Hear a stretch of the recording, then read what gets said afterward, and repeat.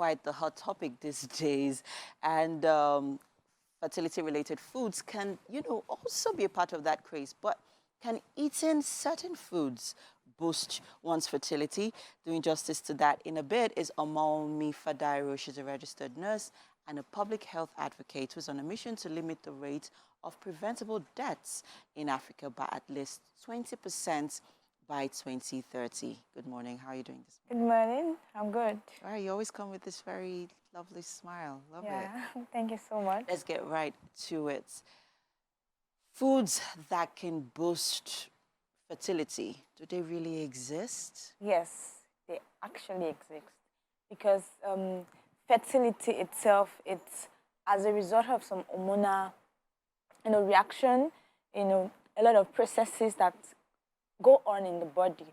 And there are so many of this food that can actually enhance or inhibit these processes. For example, when you eat high protein diet, and then those high protein diets like beans, like lentil, these ones that are produced from plants, they tend to actually improve fertility because they promote ovulation, and then they also contain, some minerals like zinc, selenium, and all of these come together to boost fertility. But animal-based products, they have the tendency of inhibiting fertility. So for example now, we talk about red meat. Red meat is one of those food that can actually impact negatively fertility because there's a particular amino acid. Let me just quickly explain that. Yeah, so when you continue to eat red meat, this particular amino acid increases. Yeah, and it's as a way of inhibiting fertility. But when you want to neutralize that, you also use plant-based products that are very rich in vitamin B6, like walnuts, like peanuts, avocado. Avocado is actually highly fatty, and then it actually helps to neutralize the effect of those red meat. Okay, now let's talk about, now that you have talked about plant-based proteins, let's break it down to what these plant-based proteins are. Are they easily accessible? How do we incorporate them into our diets? Yeah, I mean, the commonest example we can find around us is beans. And yes, we can actually eat beans.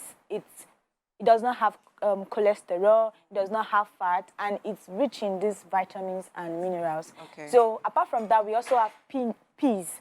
Around, yes. Green peas. Green peas, yes. This can actually also help in boosting the fertility. Okay. Now let's talk about foods that could also cause infertility, right? Yeah. Because as young women, there are certain, you talked about hormones and how certain, how our body responds to some kind of foods, especially when these hormones, at the time when these hormones are being released. It could inhibit infertility, right? So let us know if, this also exists as well. Yeah, food that are actually high in carbohydrates can inhibit fertility. Infertility. Yes, they can inhibit fertility. Okay. So that way, for example now, where we're supposed to have, some, nutrients to fight against the diseases, sugar will not allow the body to, it will reduce the body immunity. And then instead of having, this rich flow of blood that we should have gotten from proteins and other vitamins, we're going to be having more of sugar that would, delay healing process and prolonged infection. Unresolved infections sometimes actually causes infertility. So for women, it's very important for them to reduce the rate of, sugar intake. Yes, sugar intake, animal-based products, unhealthy fats. Animal-based products. You really need to tell us what these animal-based products are so that when we see them, we know that, okay, this is what an animal-based product is. So, for example, you have your meat, you have your milk. Meat, talk about eating turkey, all of these frozen food like chicken. It's better to eat the plant-based product like fish. Yeah, fish is also an example that is very good. Salmon, for example, has healthy fat. When we say fat, so expensive. Yeah. So it has healthy fat, and like in the class of avocado, olive oil, egg yolk, those ones are in the category of healthy fats that can help to boost Fertility. fertility. Okay. Yes, but talking about red meat, turkey is still quite healthy, actually. Exactly. Yeah, so red meat basically is just one of those Okay. products we should reduce if we are, trying to improve fertility.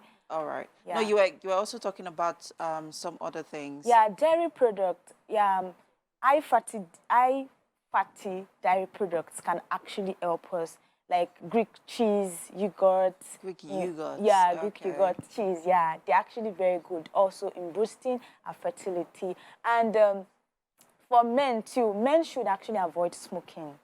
Yes, because, and not just about men now, some women stay around men that smoke, So and also they become inhale it, secondary smokers. That's where they are exposed to this tobacco, and then hence they're actually, reducing their chances of fertility.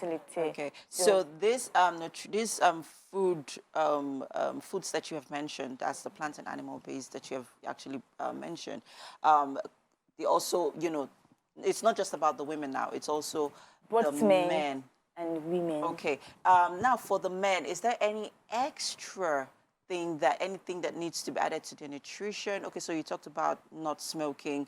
What else should they look out for when it comes to aiding or, aiding fertility? Yeah, before I go to those examples of food they should eat, they should also cut out drinking, alcoholism. Yes, Okay. that can actually inhibit fertility. So they shouldn't drink at all? Yes. Yeah, they should limit it if they can, and if possible, because altogether it's not just about fertility, also the general overall health. There's no point trying to do something that on the long run would chronic illnesses here and there. Yeah. So. All right. Thank you so much, Omalme. This has been quite impactful. I never knew that there were actually foods that could aid fertility, but thanks for this insight. Right. And I hope you have a good day. Yeah, thank you so much.